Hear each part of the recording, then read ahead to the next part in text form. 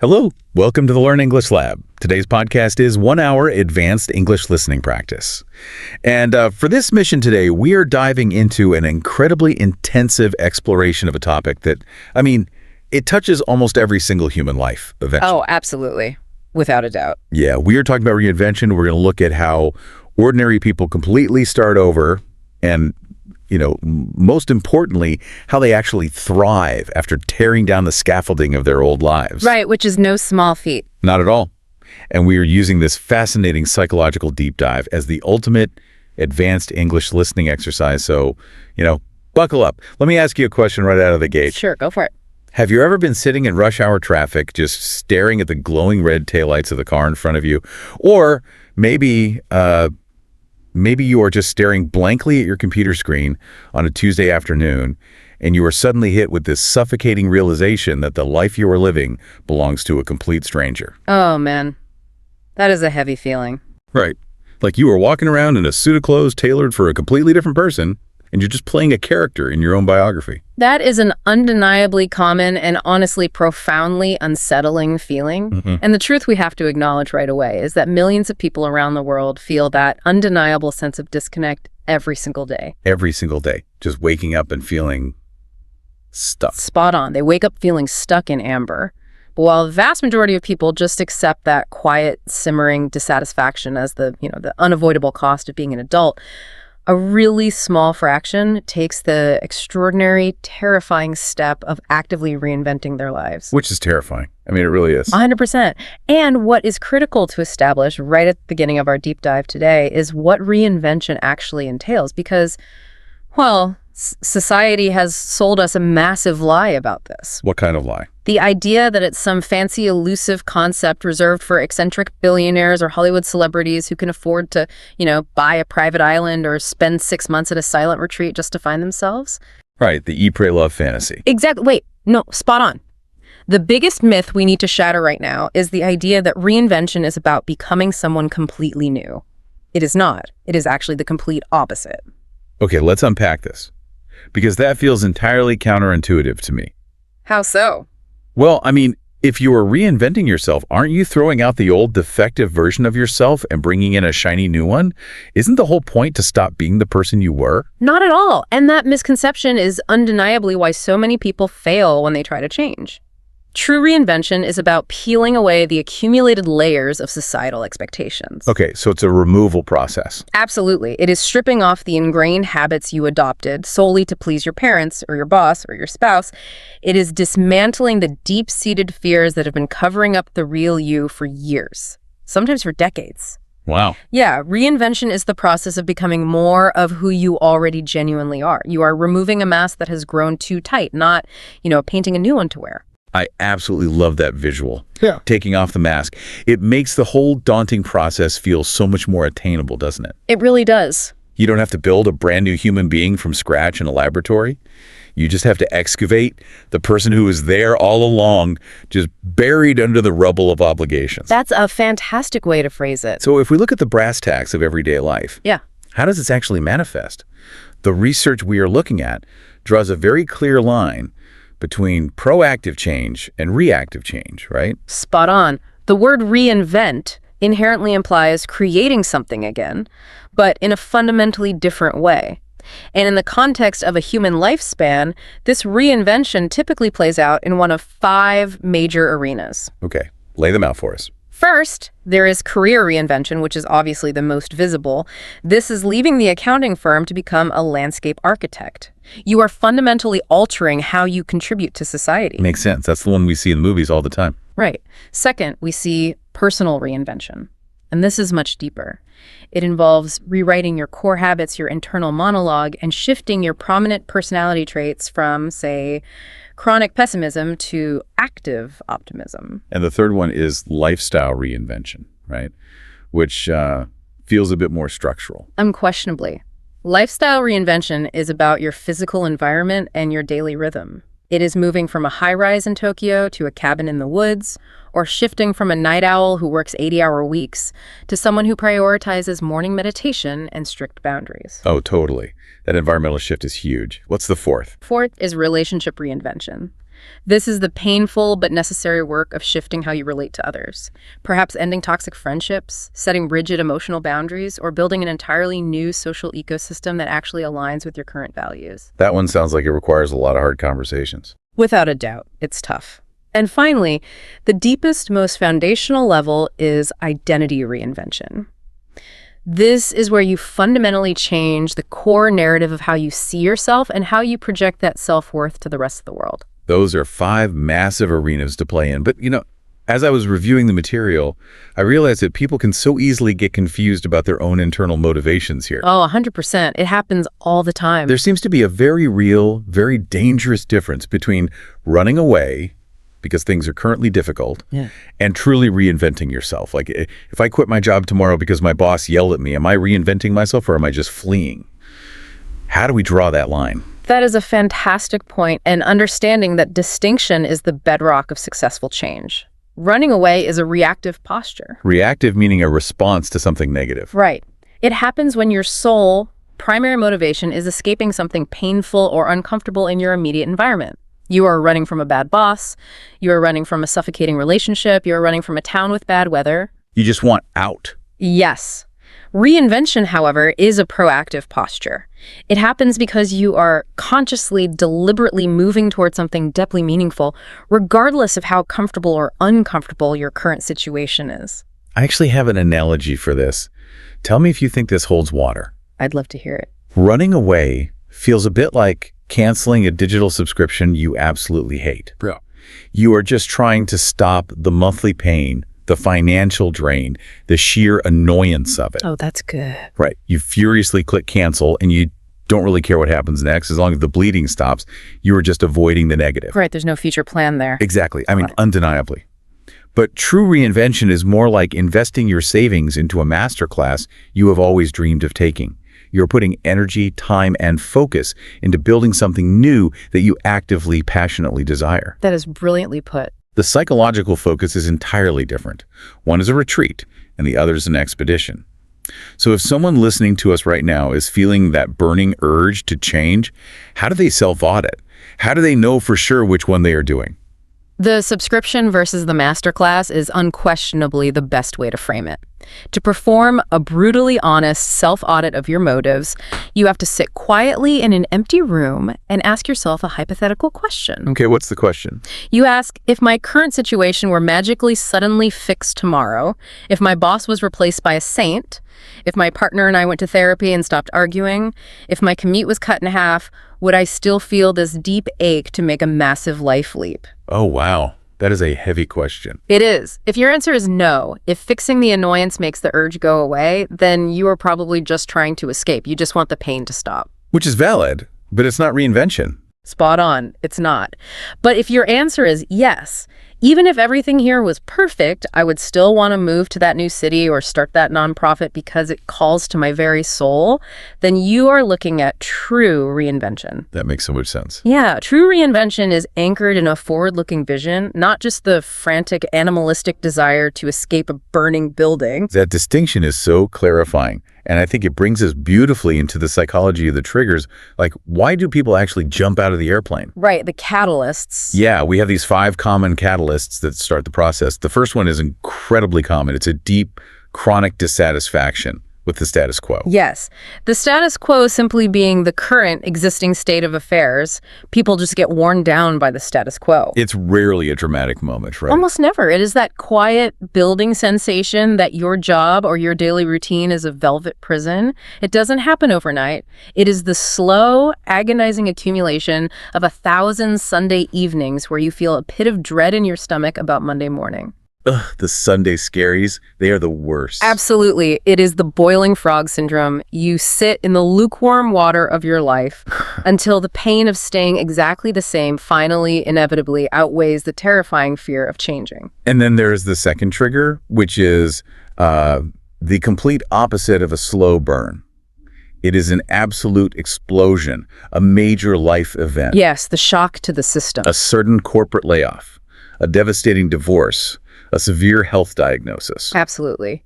And here is where we need to integrate a vital vocabulary concept for our listeners. We call this a catalyst. A catalyst. Yes, a catalyst is something that causes an important change. A global pandemic, shutting down your industry, the sudden loss of a parent. These seismic events violently shake the foundations of our lives. They really rip away the illusion of stability, don't they? They do. They force us to reconsider our ultimate priorities. While they're often accompanied by incredible grief and pain, they frequently act as the mandatory catalyst for profound reinvention. They burn down the old forest so new seeds can grow. It's like the universe simply pushes you out of the nest, whether you're ready or not. But then there's the third trigger, which is much more internal and almost perplexing to outsiders. You mean the desire for growth? Yeah, a desire for growth. This is fascinating to me because these are people whose lives are, by all objective societal measures, completely fine. They have the house, the car, the salary. Spot on. They are not miserable at all. But they feel a natural, undeniable inner pull to evolve. They look at their fine life and realize that fine is the enemy of great. Right. They want to see what they're truly capable of. Exactly. I mean, absolutely. They want to see what their absolute limits are. They want to reach their full potential. And they realize that their current comfortable life is actually a low ceiling keeping them from standing up straight. They are driven by curiosity rather than pain. Then we have external pressures. The ground literally shifts beneath your feet. Right. We see this constantly in the modern economy. Yeah. Entire industries evaporate due to artificial intelligence, automation, or massive global economic shifts. Technologies just evolve at breakneck speed now. They do. Sometimes people are forced to reinvent themselves simply because the ecosystem demands they adapt to survive. The highly specialized skills that paid your mortgage 10 years ago might be entirely obsolete today. So if you don't reinvent your skill set, you become a dinosaur watching the meteor approach. That is undeniably true. It's adapt or perish. And finally, there is inspiration from others. The contagious, if they can do it, I can to effect. Oh, that one is powerful. It really is. You watch a close friend, someone you know isn't a superhero, pivot into a completely new career at 50 years old, and suddenly a heavy door in your own mind unlocks. Seeing someone else do it makes it real. So, to you listening right now, maybe you're walking the dog or doing the dishes, what is standing out to you? Which of these five, that slow dissatisfaction, the sudden major event, a restless desire to grow, an external economic pressure, or the shining inspiration of a friend, is currently pulling in your attention? Which one is whispering in your ear right now? It is incredibly vital to identify your specific trigger, because understanding the root of why you are moving is the only thing that will sustain you through the grueling psychology of the shift. And that brings us to the underlying mental machinery, the psychological warfare of sticking versus shifting. The internal battle. Yeah. Why is the mere thought of change so paralyzing? It all comes down to the ancient biology of comfort. Ah, the dreaded comfort zone. We hear this buzzword all the time, right? But the biological reality behind it is staggering. It really is. Let's strip away the self-help cliche and look at the neurology. Your comfort zone is the familiar space where you feel safe. So it's a physiological state as much as a mental one? Spot on. We need to remember that your brain is a 2 million-year-old evolutionary machine designed for one singular purpose, to keep you alive until tomorrow. It just wants you to survive. Yes. It is not designed to make you happy, fulfilled, or self-actualized. Inside your comfort zone, your brain knows the rules. It knows how to survive the daily commute, the annoying boss, the mediocre relationship. There is zero uncertainty. But growth happens outside your comfort zone. Unquestionably. The immutable, frustrating law of human development is that growth, by definition, requires stepping into the unknown. When you try to step out of that safe zone to start a business or end a relationship, your amygdala, which is the primitive fear center of your brain, sounds a massive alarm. It literally thinks you are in mortal danger. Yes. It interprets the unknown not as an exciting opportunity, but as a literal physical threat to your survival. It thinks there is a tiger in the bushes. A lack of risk guarantees your survival, but it also guarantees a complete lack of evolution. That makes an unbelievable amount of sense. We are biologically wired to be cautious couch potatoes, essentially, because the couch has never killed us. That's a great way to put it. Our brains are rewarding us for staying exactly where we are. Yeah. But as I read through the research, I realized there's another, perhaps even deeper layer to this resistance. It's not just about the physical safety of the known, it's about the very core of who we believe we are. Without a doubt, we are talking about the architecture of identity. We all possess a self-concept. Self-concept, let's define that for the listener. Your self-concept is your mental image of who you are. We carry this image around in our subconscious constantly. It dictates our deeply held beliefs about our intelligence, our moral values, our social status, and what we are truly capable of achieving. So if my internal self-concept is, I am a cautious, analytical accountant who avoids risk at all costs, and I wake up one morning and decide I want to move to Hawaii and open a high-risk scuba diving school, Yeah. my brain is going to stage an absolute revolt. An utter violent revolt, because reinvention requires updating your self-concept. When you try to act out of character, your brain fiercely resists. What does that resistance look like? It literally screams at you, "What are you doing? This isn't who you are. You are an accountant. Stay in your lane." It feels like a profound betrayal of your own identity. It feels fake. Oh, that imposter feeling. Yes. Overcoming that internal critical voice that desperately enforces your old self-concept is perhaps the most arduous psychological hurdle of the entire reinvention process. You have to be willing to feel like an imposter in your own life for a while. But there is a massive beacon of hope here, right? Our biology isn't entirely a prison guard trying to keep us locked in the past. We have this miraculous, scientifically proven phenomenon on our side. We do. And it is the ultimate science of hope. We are talking about neuroplasticity. Neuroplasticity, another great vocabulary word. Yes. Neuroplasticity is the brain's ability to change and adapt. For a long time, the scientific consensus was incredibly depressing. Experts genuinely believed that once you reached early adulthood, your brain was fixed, hardwired. Like the concrete had dried. Spot on. The concrete had dried and you were stuck with the habits and pathways you had formed, but modern neuroscience has completely shattered that myth. Which is such a relief. It is. Neuroplasticity means your brain is continuously reorganizing itself by forming new neural connections throughout life. It means your brain is not concrete. It is clay.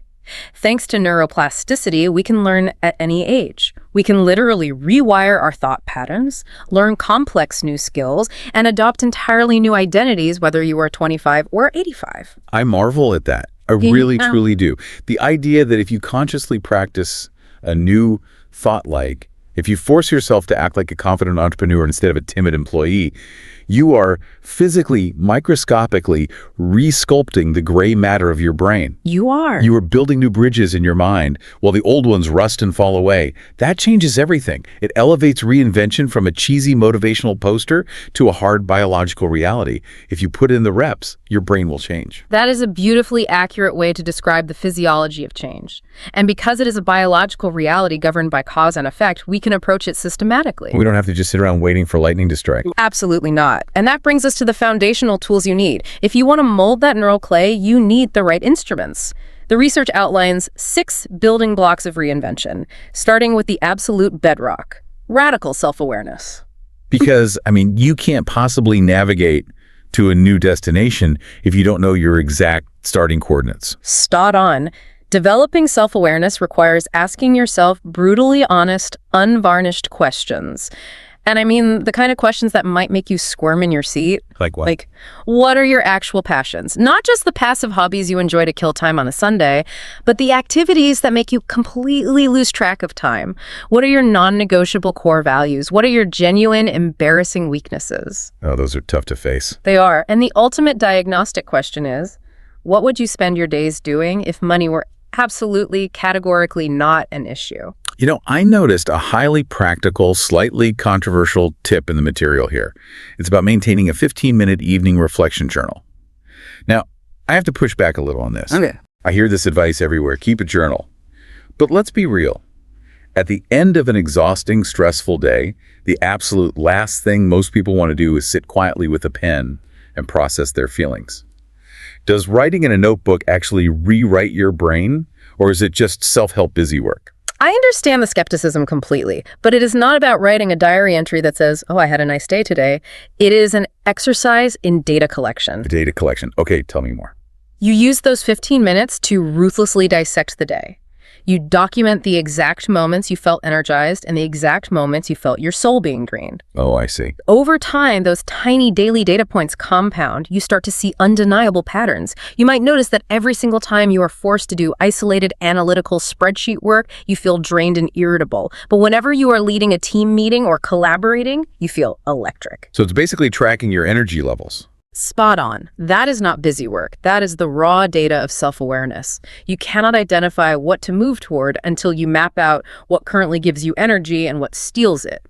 And that data leads directly into the second crucial building block, constructing a clear, compelling vision. A vision has to be incredibly specific, doesn't it?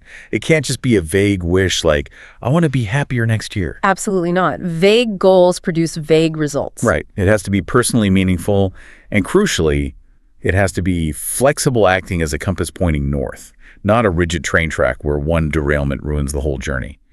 But what fascinated me most in our deep dive into the research was the biological mechanism behind why having a clear vision actually works. It's not magic. It's something called the reticular activating system. Yes. The reticular activating system, or RAS, is a fascinating piece of evolutionary hardware.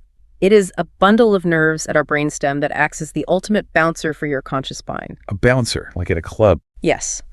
At any given second, millions of bits of sensory data are hitting your brain. If you processed all of it, you would go insane.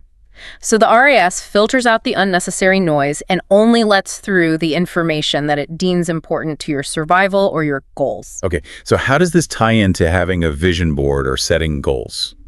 When you take the time to create a crystal clear vision of your reinvention, say, by explicitly writing down your goals or mapping out the exact industry you want to enter, you are manually programming your RAS. You are telling your brain's bouncer, this specific topic is now critical information. Let it through the door. Oh, it's the classic red car phenomenon. Exactly. I mean, undeniably. Right. You decide you want to buy a specific red sports car, and suddenly you see that exact car everywhere you go. On the highway, in commercials, parked on your street. And those cars didn't magically multiply? No, they were always there, but your RAS was previously filtering them out as irrelevant background noise. So by setting a vision, you prime your brain to spot the stepping stones, the networking opportunities, the random podcast episodes that were always in your environment, but that you were blind to before. That is unquestionably the perfect example. You prime your brain to see the path hidden in the weeds. But of course, seeing the path is useless if you refuse to walk it. True. And that brings us to the third building block: courage and commitment.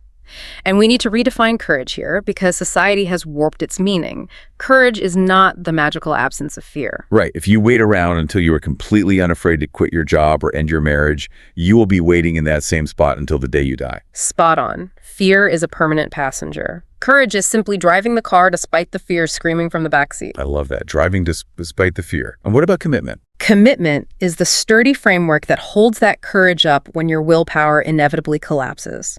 The research heavily recommends a visceral exercise for this.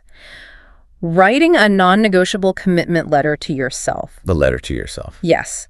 You state clearly in ink exactly why you are making this painful change, what comforts you are explicitly willing to sacrifice to get there, and what daily grueling actions you promise to take. When the fear peeps at 3 a.m. and you want to quit, you don't rely on your fluctuating emotions.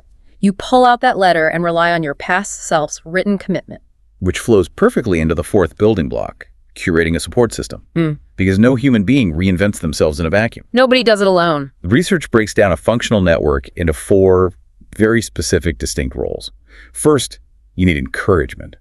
These are the relentless cheerleaders who remind you of your worth when you fail. Second, you need accountability. These are the tough love friends who look you in the eye and ask if you actually sent those 5 resumes you promised to send. Third, you need perspective. These are people entirely outside your industry bubble who can spot the massive blind spots you are too close to see. And finally, you need practical help. Mentors who actually possess the resources, the technical knowledge, or the network to open doors for you. It is a critical audit to run on your life. If your current social circle only offers cynicism, mockery, or skepticism when you talk about your dreams, your reinvention will be exponentially harder. They will drag you back to the baseline. You must aggressively curate your environment. It's hard to fly when you're surrounded by anchors. Without a doubt. And once you have that ecosystem, you must embrace the 5th building block: continuous, humble learning. This relies entirely on adopting a growth mindset. Growth mindset. Let's define that one too. To understand this, we need to look at how people view their own intelligence and talent. A growth mindset is the belief that abilities can be developed. It is the deeply held belief that your basic abilities, your intelligence, and your talents are not fixed at birth, but can be expanded through relentless effort, good strategy, and input from others. A growth mindset is essential for reinvention. Is the absolute rejection of the idea that, oh, I'm just not a math person or I'm just not creative. It's replacing that with, I'm not good at math yet. Affirmative. Because when you pivot your life, you are choosing to become a novice all over again. You are going to be clumsy. You are going to ask stupid questions. You are going to make embarrassing public mistakes. Which feels terrible if you have a fixed mindset. It does. If you operate with a fixed mindset, every single mistake feels like a devastating indictment of your identity. It means, I am a failure, I never should have tried this. But if you operate with a growth mindset, a mistake is simply neutral data. It means the strategy I used didn't work. I am actively learning. The willingness to be an awkward, stumbling beginner again, especially later in life, is paramount. And that leads directly to the final building block, patience and persistence. The overarching theme in all these sources is that successful people aren't usually blessed with magical luck. They are simply the ones who stubbornly, irrationally refuse to quit when it gets boring. Right, they just outlast everyone else. But I have to stop here and push back on this because it sounds great in theory. It is incredibly easy for us to sit behind microphones and say, hey, just be patient. But if a listener is deeply, profoundly unhappy today, if their current life is causing them actual physiological stress and psychological pain, patience feels like a luxurious commodity they simply cannot afford. That is a very fair point. How on earth do you balance the burning, desperate urgency to escape a painful situation with the sober, frustrating reality that true psychological and structural reinvention takes a very long time? That is a profoundly empathetic and important question. That exact tension between the desperate urgency to flee and the slow reality of building is the breaking point where most people abandon their reinvention. So how do we fix it? The answer lies in the mechanics of momentum. You balance the raging fire of urgency by breaking your massive, overwhelming goal into microscopic daily steps. Or micro steps. Yes. If you are desperate to leave a toxic 20-year career, you cannot magically achieve that by Tuesday. But you can spend exactly 20 minutes on Tuesday researching a certification program. You can spend exactly 20 minutes on Wednesday rewriting the top half of your resume. And that feels like progress. Absolutely. These micro steps create a psychological sense of immediate, tangible momentum. You satisfy the brain's urgent demand for action by taking a small step every single day, while simultaneously allowing patience to govern the long-term, multi-year timeline. Micro steps provide the daily psychological wins that keep the despair at bay. I love that. Now let's transition from the abstract theory into the messy, beautiful reality. I want us to look at real-life blueprints. The case studies. Yes, and we're going to treat these case studies like sweeping mini-documentaries, because human stories are the only things that cement these abstract concepts into our minds. Let's start with the classic career changer. Let's talk about Maria. Maria's narrative is incredibly striking because it challenges our societal definition of winning. She spent 15 grueling years climbing the ladder as a corporate lawyer in a highly prestigious cutthroat firm. So she was very successful. On paper, she had won the absolute jackpot of the American dream. She had a massive salary, immense societal respect, corner office, and total job security. But her private reality was an agonizing knot of anxiety in her stomach every single morning when she woke up. Her life was a gray blur of contracts and conflict. Her only true solace, the only time she felt her heart rate actually settle, was when she was standing in her kitchen on Sunday mornings, covered in flour, baking incredibly elaborate scientific pastries. So at 42 years old, at the absolute peak of her earning potential, she pulls the ripcord. She walks into her boss's office and quits. She completely shocks her parents. She bewilders her colleagues, who literally assume she is having a midlife psychiatric breakdown. They thought she lost her mind. They really did. And she voluntarily shrinks her massive bank account to zero to enroll in a punishing entry-level culinary school. Wall bakery. 3 years after that, it is the most renowned, sought-after spot in the entire city. Incredible. But the real lesson of Maria's life isn't about making good croissants, is it? It is about the pursuit of a very specific concept. Fulfillment. Yes, let's deeply examine that word. Fulfillment is deep satisfaction and happiness. It comes from fully developing your character and abilities in alignment with your true values. So money doesn't equal fulfillment. Spot on. Maria's story is the ultimate proof that external monetary success does not guarantee internal fulfillment. The critical takeaway is that she found fulfillment in her new career, not because baking bread is morally or inherently better than practicing law, but because the tactile, creative act of baking perfectly aligned with her genuine, authentic self. It matched who she was. Absolutely. And importantly, her reinvention wasn't a foolish erasure of her past 15 years. She transferred her ruthless legal discipline, her relentless attention to microscopic detail, and her ability to perform under high pressure directly into the delicate science of pastry making. Nothing from her old life was wasted. It was all repurposed. That is the magic of transferable skills. Yeah. Let's travel from the flower-dusted bakery to the windswept coast for our second story, the geographic reinvention. This is the story of Ahmed, a 35-year-old structural city engineer. Ahmed's life was defined by concrete and noise. He lived in a bustling, hyper-competitive metropolis.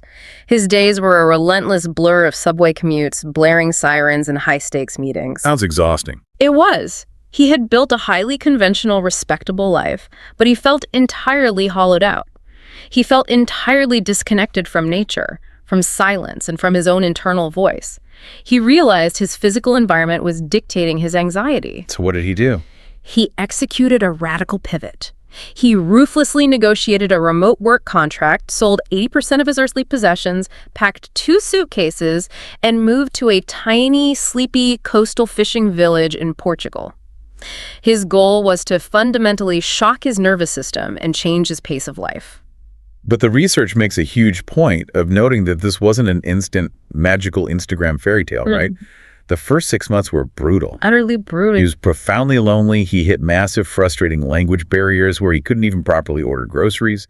He felt entirely out of place and terribly uncomfortable. And the crucial life-saving lesson here is how Ahmed interpreted that pain. Right, because most people would run back home. Exactly. He did not view his initial discomfort as a giant red flag telling him he made a mistake and needed to run back to the city. That is a psychological trap so many people fall into. We incorrectly interpret the friction of being a beginner as a sign of permanent failure. We think, this feels hard, therefore I must be on the wrong path. But that's not true. Not at all. For Ahmed, the agonizing discomfort of the language barrier, the logistical nightmares, and the quiet isolation was simply the required temporary friction for growth. Instead of retreating, he leaned in.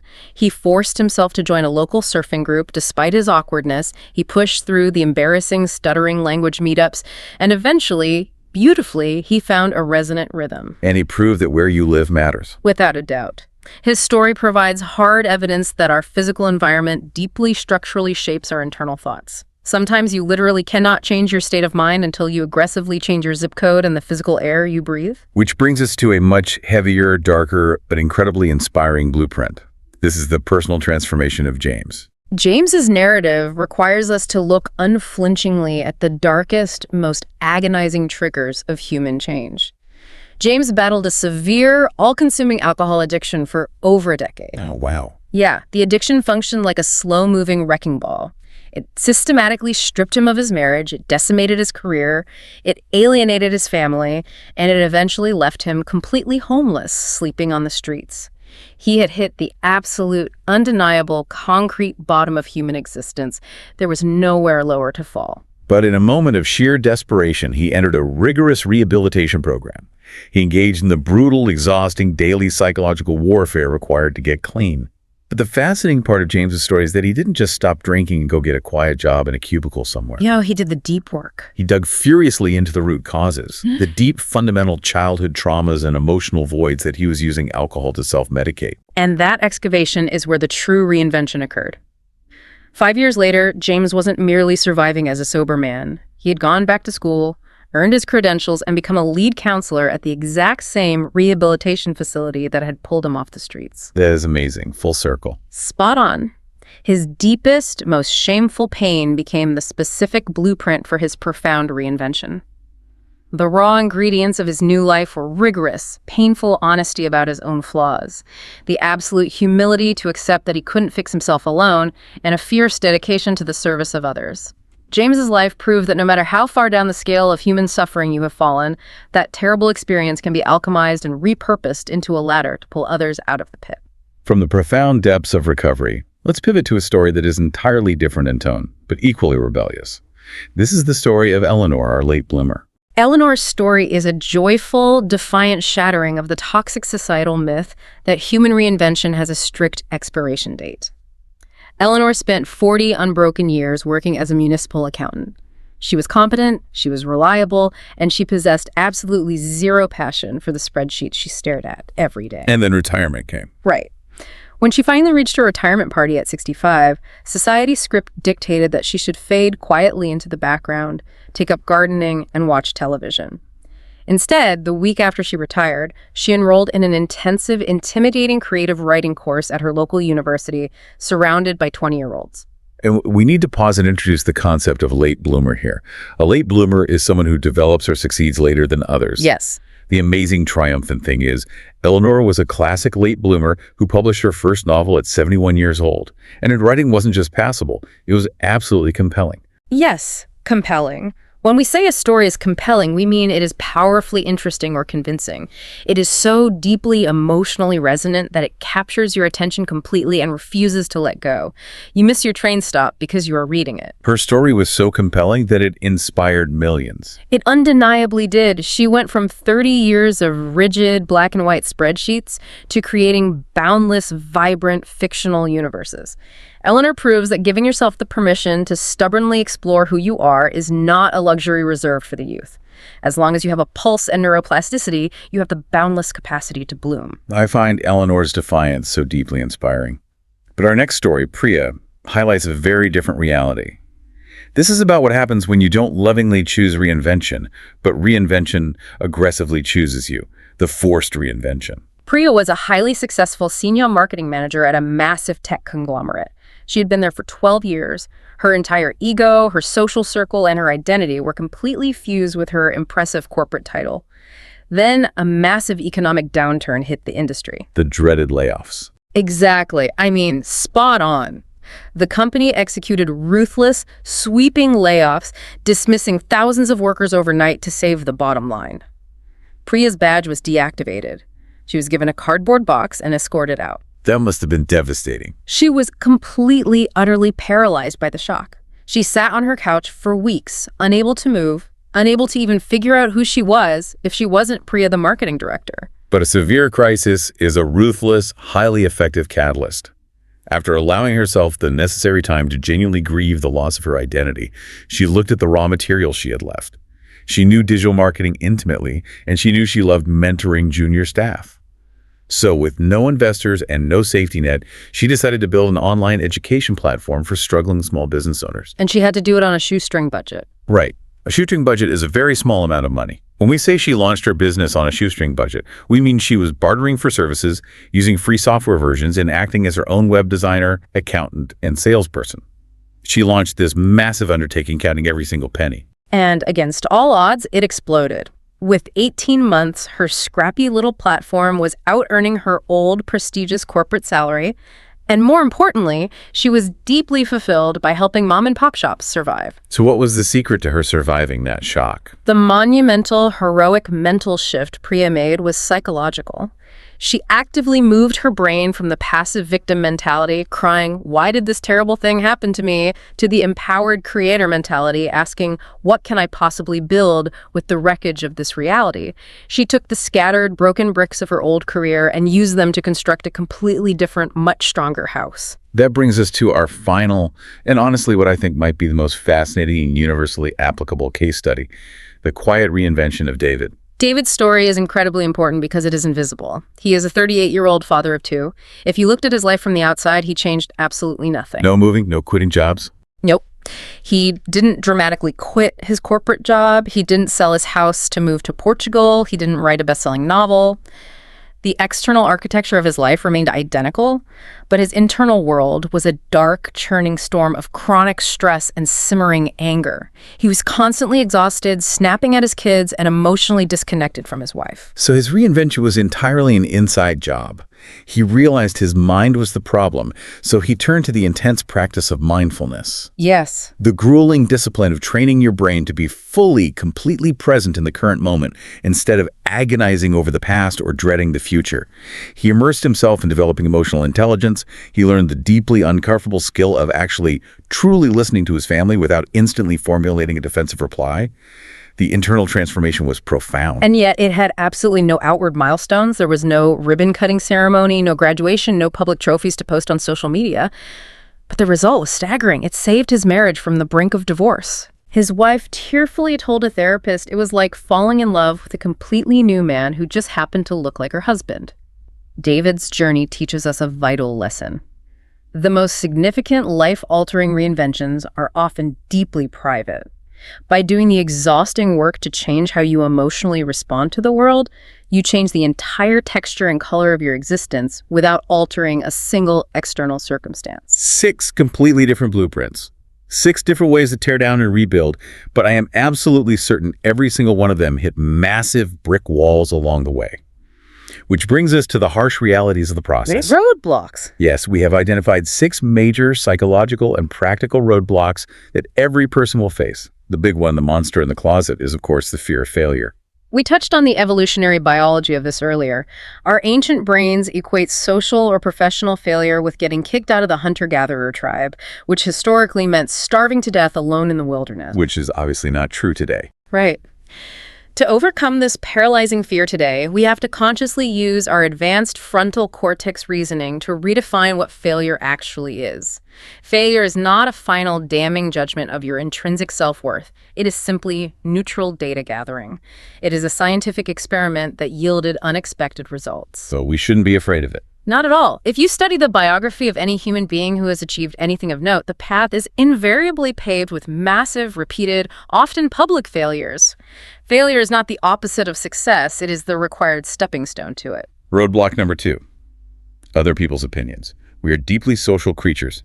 When we step out of line and we break the mold, the tribe almost always pushes back. Navigating this requires a deep understanding of the psychological concept of projection. Oh, projection. How does that work here? Well, when you excitedly announce over dinner that you are quitting your safe, boring accounting job to start a pastry business, and your best friend immediately tells you that you are being wildly irresponsible and foolish, they are rarely evaluating the actual merits of your business plan.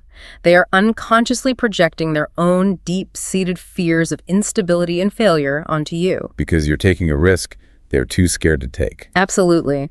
Your sudden display of courage shines a harsh, uncomfortable spotlight on their own complacency, and that makes them feel incredibly defensive. You have to develop the emotional armor to politely ignore the noise of projection. Their criticism is about them, not you. Roadblock 3 is the one that keeps people awake at 2 a.m. Financial concerns. Yeah. You can have all the growth mindset in the world, but you cannot pay your mortgage with a positive attitude.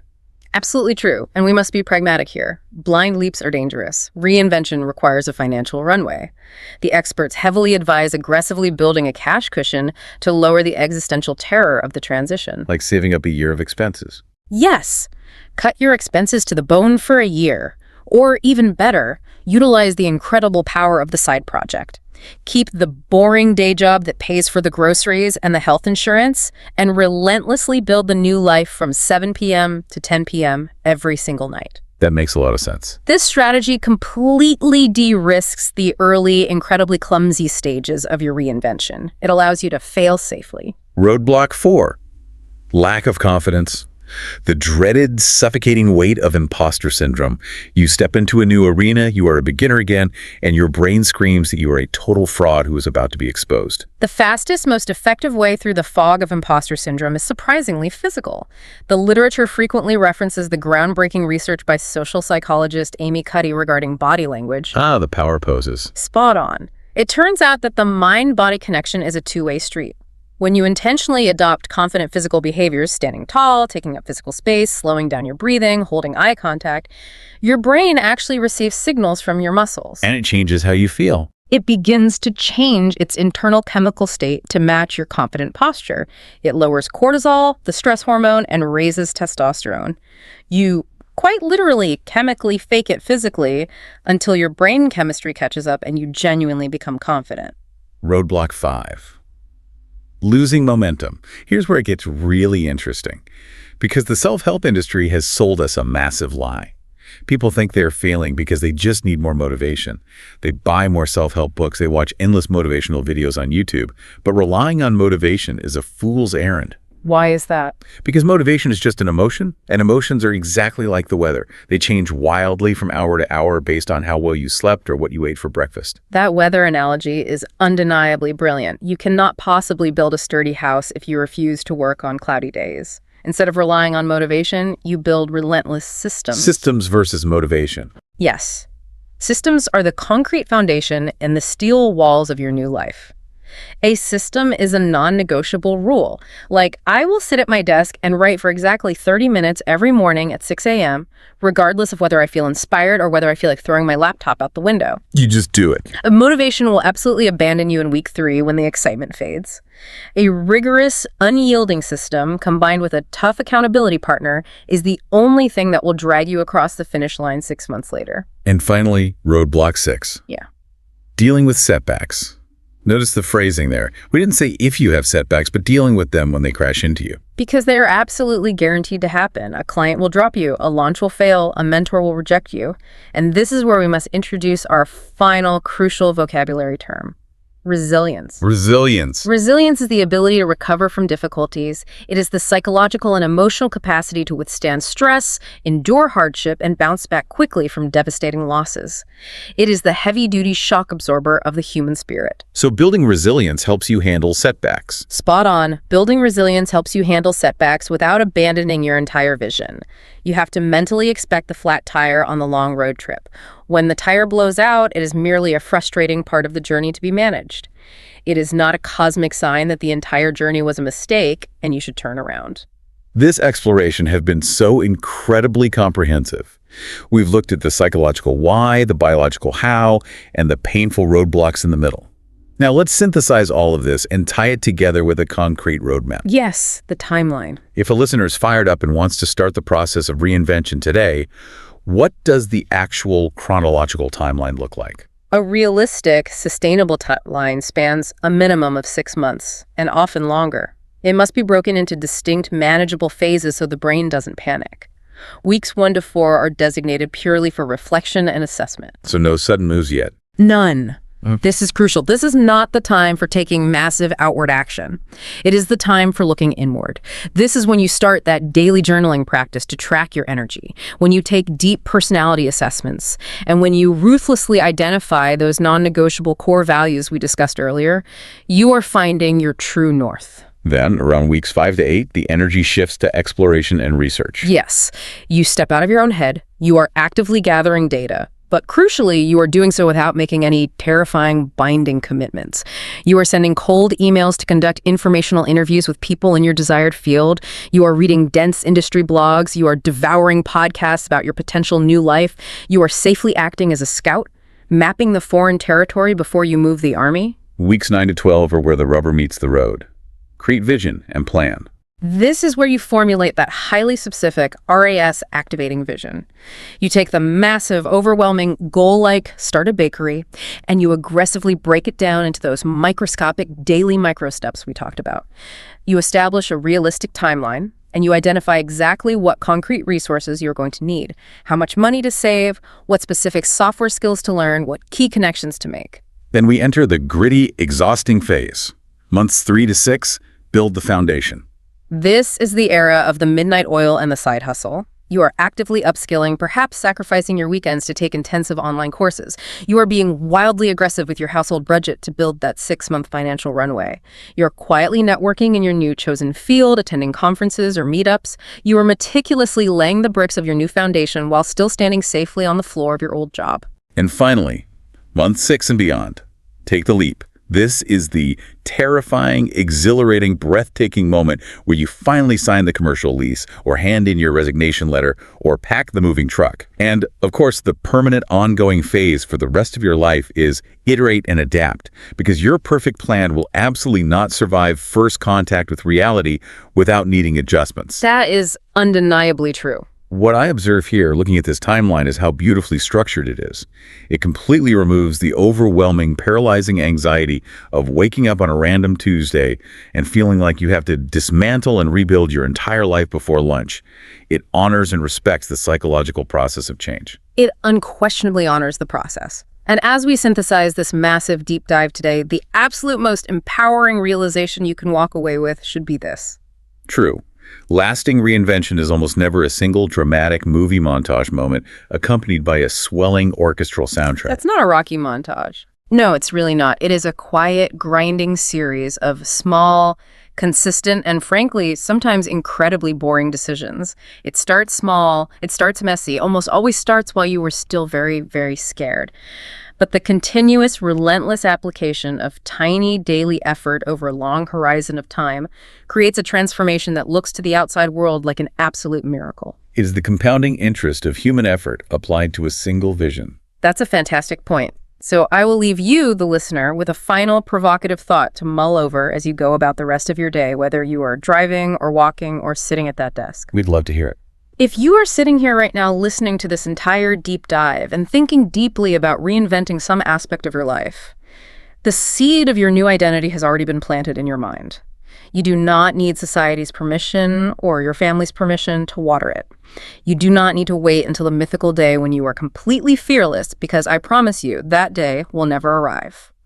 The person you are truly meant to become is patiently waiting for you on the very edge of your comfort zone, on the other side of your courage.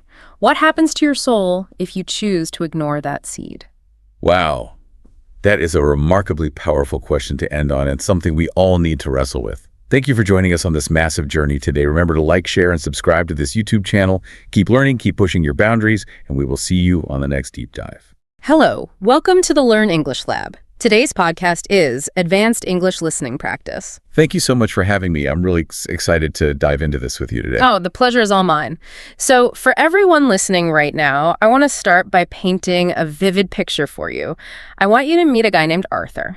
Okay, let's hear about Arthur. Right. So Arthur is 25 years old. He's this absolute computer science genius. Like, he holds multiple utility patents already. Wow, at 25? Yeah, at 25. Yeah. And he can code seamlessly in, I don't know, a dozen different programming languages, basically, in his sleep. That's incredible. It is. His colleagues at this shiny tech firm, they look at him with this mixture of, awe and intimidation. They literally call him a walking encyclopedia. I think we all know someone like that, right? Absolutely. He routinely solves these massive algorithmic bottlenecks that have completely stumped senior engineers who are twice his age. And he's read, undeniably, every foundational text there is to read in computer science. He sounds like a machine. He does, right. But here's the turn. Outside the glass walls of that corporate office, Arthur's life is a disaster. Oh, really? In what way? Well, he's currently navigating his third failed marriage. Goodness. Third. Yeah, his third. And he's entirely estranged from his children. They barely even speak to him. Furthermore, he's drowning in debt. Let me guess. Not from medical emergencies or anything unavoidable. Spot on. Not from medical bills. It's from a series of these impulsive, high-risk crypto schemes that he just knew were mathematically guaranteed to work. Of course, he ran the numbers. He ran the numbers and failed. So now he's lonely, his health is actively deteriorating, and he is just fundamentally, profoundly unhappy. That's heavy. It's tragic. So the core question I want us to explore for the listener today is this. How does a certified genius, someone who is just overflowing with raw intelligence, make such a colossal mess of his life? Well, it's the ultimate modern paradox, undeniably. When you hear a profile like Arthur's, the immediate societal assumption is that his life should be a masterpiece of efficiency. Yeah. Right, because he's so smart. Absolutely. We tend to equate high cognitive processing power with guaranteed success. But Arthur is trapped in this profound and often totally invisible chasm between knowledge and wisdom. The chasm between knowledge and wisdom. I like that phrasing. Yeah. And for anyone listening to this, especially you, as someone actively working to master the high-level nuances of the English language, grasping this distinction isn't just some academic exercise. No, it's highly personal. It's the master key. It's the key to understanding culture, the unspoken rules of communication, and really why we succeed or fail in our daily relationships. So let's spend our time today mapping out that chasm. Because if we can diagnose what went so wrong with Arthur, we can apply that to our own lives and to the way we learn a language. I think that's a fantastic mission for this deep dive. Where should we start? Let's start with the foundational ingredients of the human mind. Let's deconstruct the what of it all knowledge. Okay, lay it out for me. At its core, knowledge is just the accumulation of objective information. It's facts, Data, theories, skills, and those step-by-step instructions. Like knowing the capital of Mongolia. Spot on. The capital of Mongolia is Ulaanbaatar. Or knowing the laws of thermodynamics, or the rules for the subjunctive mood in English, or knowing the medical symptoms of dehydration. Right, it's quantifiable. Yes, it's highly objective. You can put it on a flashcard, you can test it in a classroom, and you can grade it. It's a collection of things. Think of knowledge as answering those straightforward what and how-to questions in life. Yeah, exactly. I mean, absolutely. I like to use the kitchen pantry analogy here. Oh, the pantry analogy is great. Walk us through it. So if you're a chef, your knowledge base is your pantry. You can have it fully stocked with, I don't know, the most expensive saffron from Iran, the freshest vegetables, rare truffles, exotic grains. Very impressive pantry. Right. But here's the thing, and I'll push back on my own analogy a bit. If I have all those ingredients, if I have all that data, why am I not automatically a master chef? Isn't having the facts enough? Well, no, without a doubt it isn't enough.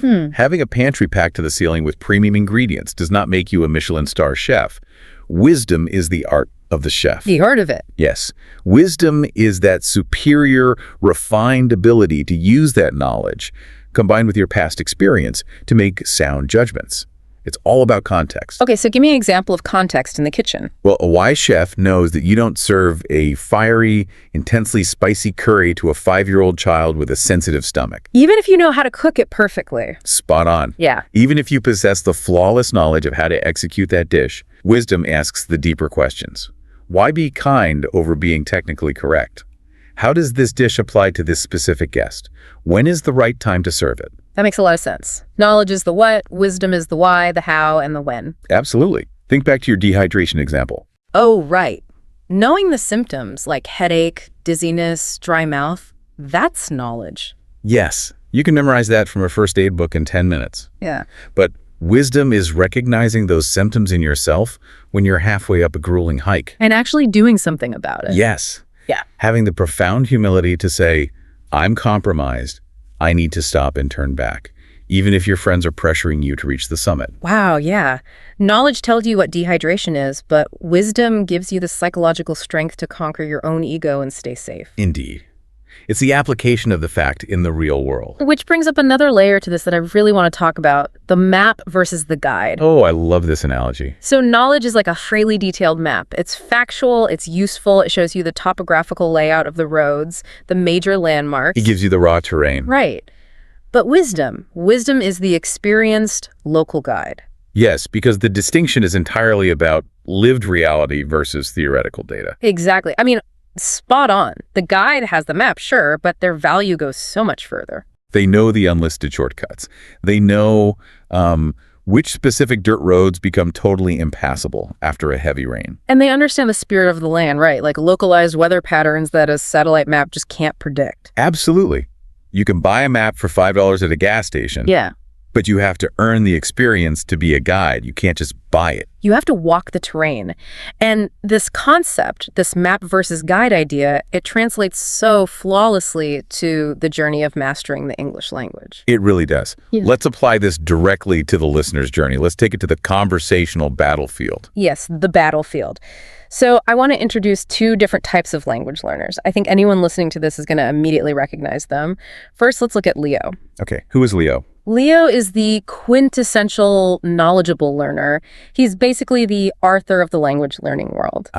So he has all the data. All of it. If you look at his phone, his flashcard app has like 10,000 perfectly curated cards. He can write a flawless academic essay on the past perfect versus the present perfect continuous tense. He's a linguistic powerhouse on paper. On paper, yes, he easily digests dense news podcasts. But what happens when we take Leo off the paper and put him in the wild? Well, place Leo in a real-world scenario, say a fast-paced, dynamic group conversation at a noisy pub, and watch what happens. He completely implodes. He does. Why is that? Because he's operating purely on knowledge. He's treating human conversation like it's a math equation. Right. As he's listening to people talk, he's maxing out his cognitive load. He's panicking internally. Spot on. He's trying to parse every single vocabulary word, translate it, check his internal grammar rulebook, all before he even formulates a response. You can almost see his eyes glaze over. He isn't actually in the room with his friends. He's trapped inside his own head, just staring at his mental map. Without a doubt. And because his brain is working like a machine processing raw code, he totally misses the flow. He misses the subtle sarcasm. The humor just flies right over his head. It does. And when he finally does speak, his contributions are grammatically perfect. Not a single error. But they land, 4 or 5 seconds too late. After the conversation has already moved on. Right. It creates this jarring, awkward silence. He has all the individual components, but he has zero conversational rhythm. He's a walking dictionary, but an incredibly poor communicator. Now let's contrast Leo with our second learner, Willow. Willow the wise learner. Yes. Now, if you gave Willow a rigorous grammar test, she might only score, 80%. Her English is undeniably imperfect. She frequently pauses, she searches for words, she makes conjugation errors. Yet native speakers absolutely love talking to her. They do. She gets invited to every dinner party. Why is that? Because Willow has a superpower that Leo entirely lacks. She focuses on the sociology of communication. The human element. Yes. While Leo is obsessing over invisible grammar rules, Willow is focusing entirely on the eyes and nonverbal cues of the person in front of her. She's reading the room. She sees the shift in posture, the raised eyebrow. Absolutely. She understands that the ultimate goal of language isn't to prove how smart you are. It's to forge a connection. She prioritizes connection over perfection, making communication a two-way street. And she uses the mechanics of the language differently too, right? Like filler words. Oh, her use of filler phrases is brilliant. When she needs a second to think, she doesn't freeze in a silent panic like Leo does. No, she buys herself time. She smoothly uses phrases like, "Oh, that's interesting, let me think about that," to buy cognitive processing time. It keeps the conversational ball in the air. It's a kind of social lubrication. Indeed. Furthermore, she knows that a very simple, well-timed really, delivered with the right intonation, maybe empathy or surprise, is infinitely more powerful than a complex, multi-clause sentence that's technically perfect but emotionally dead. Wow. Emotionally dead sentences versus human connection. That's a huge takeaway for anyone listening. It's the difference between having the map and being the guide in the conversation. Right. And this priority framework choosing connection over rigid rules, it doesn't just apply to speaking a foreign language. It actually dictates how we handle our most important human relationships. Our human ecosystems. Yes, our human ecosystems. Let's look at how this plays out in parenting. I want to introduce you to Penny. She is the knowledgeable parent. Okay, set the scene with Penny. So Penny is exceptionally well-researched. Yeah. She's read 22 highly rated parenting books. She has color-coded sleep charts. She follows every single Instagram child psychologist. She has all the data. She has the data, and she's memorized the modern scripts for gentle discipline. But then reality strikes. The toddler tantrum. Oh, the massive visceral meltdown right in the middle of a crowded grocery store. So Penny, relying entirely on her knowledge, looks at her screaming kid and mechanically recites the script. In that tight, stressed voice. Yes. I see you are feeling big emotions right now. Can you use your words? And when it fails, which it does, she feels like a complete failure. Her knowledge betrayed her. Because she's applying a textbook to a human being. Now contrast Penny with Walter, the wise parent. Tell me about Walter. Walter might not have read 22 books, but he trusts his deep knowledge of his specific child. No mental scripts. When his kid throws a tantrum in the same store, he assesses the context. He reads the situation. Right. He asks himself, is the child hungry, overtired, overstimulated by the fluorescent lights? And based on that, he adapts. So he might just say a firm no. Or he might offer a quiet hug. Yes. Or, and this is true wisdom, he might just abandon the grocery trip entirely. He knows his child's well-being matters vastly more than getting a carton of milk. He adapts. That's beautiful. He treats his family like an ecosystem, not a machine. And this scales up to the corporate world, too. Let's talk about leadership. Oh, the knowledgeable manager. We've all had one. Yes. Let's call him Kevin. Top MBA, complex spreadsheets, tracks all the productivity trends. He sees his team as resources to be optimized. Variables in an equation. Spot on. So when team morale drops, Kevin doesn't talk to them. He implements a textbook synergy-focused workflow system. Which is mathematically perfect on paper, I'm sure. Mathematically flawless. But in reality, it just isolates everyone further. It's a total disaster. And that's where Wendy, the wise leader, comes in. She also has an MBA, but she learned from making painful mistakes. She knows managing isn't about spreadsheets. What is it about? It's entirely about trust. She understands individual motivations. She gives her introverted engineer challenging independent problems. Yeah. She gives her marketing lead public recognition. And she gives the anxious junior designer gentle private feedback. Absolutely. When morale drops on Wendy's team, she doesn't read a book or force a new protocol. She sits down and she listens in one-on-one conversations. Because she knows a business is a human ecosystem. Without a doubt. You know, this highlights something pretty dangerous. When we operate like Kevin or Penny, relying purely on data and ignoring the human element, knowledge doesn't just become useless. It becomes actively dangerous. Yes. Let's delve into the dark side of raw information. Let's start with intellectual arrogance. This is a huge one, and it's exactly the trap Arthur fell into. Our computer genius from the intro. Yes. When a person collects a massive amount of specialized knowledge, they often start to believe they're inherently superior in all domains. Right, because he understands machine learning, he assumes he naturally understands the complexities of marriage or crypto markets. It's a dangerous psychological shift. He stops listening. He dismisses practical experience from others. He loses his humility entirely. Indeed. Wisdom, on the other hand, requires profound humility. It's this sobering realization that the world is infinitely complex and you can learn something valuable from absolutely anyone. That's a great point. Now, another danger of raw knowledge is what we call analysis paralysis. The terror of too much data. Well, undeniably. Imagine seeing 1,000 different options, endless data points, and cascading risks for every single choice. It overloads the nervous system. You spend so much time analyzing that you freeze. You take zero action. So what's the wise counter-approach? How do we navigate that? Wisdom inherently values action. The wise person knows that a good enough decision made today is vastly superior to a perfect decision made next year. Wow. Yes. You have to step forward. You have to step forward knowing you can adapt later. The third danger here is a severe lack of empathy. There's a fundamental difference in texture between knowledge and wisdom, isn't there? There really is. Knowledge is abstract, cold, and sterile. Wisdom is intimately human. Think about the medical field. The knowledgeable doctor looks at a chart and sees a case of influenza in room 3B. They're just treating the data points. But the wise doctor sees a scared human being who needs compassion, maybe some eye contact, just as much as they need medicine. That empathy is the bridge between cold facts and the human heart. It really is. And you know, the struggle between raw data and human empathy, it isn't new. History's greatest thinkers have tried to give us shortcuts to understand. They've left us some incredible heuristics.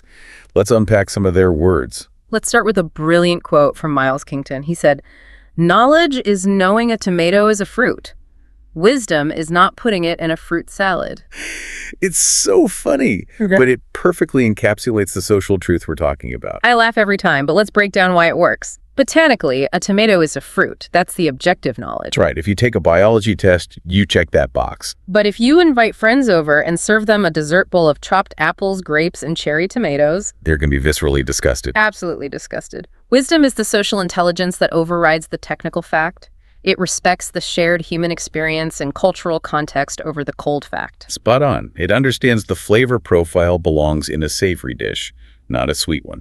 Brilliant. Now let's look at Socrates. He famously said, "The only true wisdom is in knowing you know nothing." This is one of the most misunderstood quotes in philosophy. He isn't promoting actual ignorance. He's not telling you to stop learning. Not at all. He's talking about epistemological humility. It's what Arthur lacked. When you only know a little bit, your ego inflates. You think you know everything. But as your knowledge expands, you realize how deep the ocean really is. Exactly. Absolutely. Recognizing that you know nothing keeps you endlessly curious and open-minded. It prevents your intellect from calcifying. Moving to a more modern philosopher, Jimi Hendrix, he said, "Knowledge speaks, but wisdom listens." This brings my mind straight back to Leo and Willow, our language learners. It really does. Knowledge is insecure. It has an ego. It wants to show off and dominate the airspace, right? Yeah. Like Leo trying to force his perfectly constructed grammar sentences into the conversation just to prove he can do it. But wisdom operates on a different frequency. Wisdom is patient. It's secure, so it's quiet. It absorbs more than it transmits. Wisdom listens to the micro-pauses, the emotional subtext, before it even decides if it needs to speak. That is so powerful. One more quote, this one from Oprah Winfrey. "Turn your wounds into wisdom." This cuts to the very core of how these concepts are acquired. You can gain knowledge safely from a book. You don't have to risk anything. Right. But wisdom extracts a heavy toll. It's often distilled from our hardest, most painful experiences. The public failures, the heartbreak. Yes. Oprah is saying we have a choice. When we're wounded, we can become bitter. Or we can distill the hard lesson and transform that raw wound into profound wisdom. Turning the pain into a protective shield, that is undeniable. So, since we're looking at how great minds express this, let's pivot. Let's give our listener the actual linguistic toolkit to talk about these concepts in English. I think that's a great idea. Let's explore the idioms. Let's start with knowledge idioms. We hear a thirst for knowledge a lot. Yes, it describes a powerful craving to learn. Like an 80-year-old grandfather still reading 3 books a week, he has an insatiable thirst for knowledge. It elevates learning to a biological necessity. Then there's, to the best of my knowledge. This is great for caveating facts. It acts as a linguistic shield, especially in corporate settings. If someone asks if a flight is on time, you don't say a definitive yes. You say, to the best of my knowledge, it's on time. Meaning, based on the limited data I have right now. It leaves a back door open in case things change. Then we have one that ties back to our dark side discussion. Common knowledge. Like, it's common knowledge that you shouldn't drink seawater. But I really want to zero in on this one. A little knowledge is a dangerous thing. How does that link back to intellectual arrogance? It perfectly describes the trap where knowing just a tiny amount about a complex subject gives you false confidence. Unearned overconfidence. Yes, which leads to catastrophic mistakes. Yeah. You know enough to start the heavy machinery, but not enough to operate it safely. That's a great visual. Let's transition to wisdom idioms. You mentioned pearls of wisdom earlier. Yes, valuable advice from someone older or more experienced. Think about how a pearl is formed, right? It's an irritant, like sand, inside an oyster. The oyster coats it over years. So pearls of wisdom implies the advice was formed through time and grit. That's a beautiful way to look at it.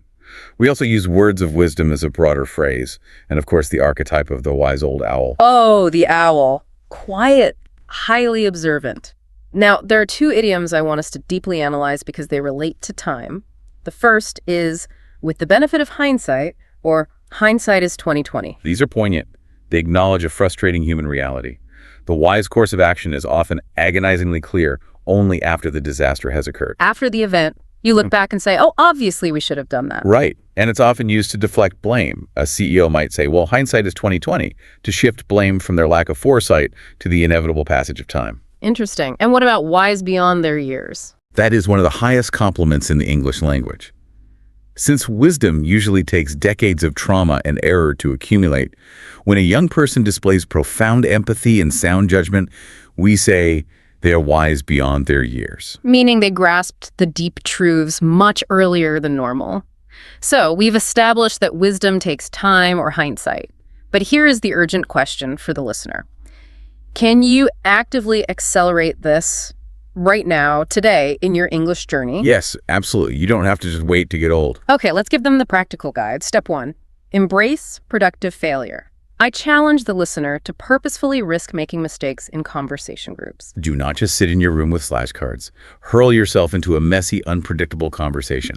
And when you fail, when you butcher a verb tense and cause public awkwardness, analyze that failure with curiosity instead of shame. Treat the mistake as a gold nugget.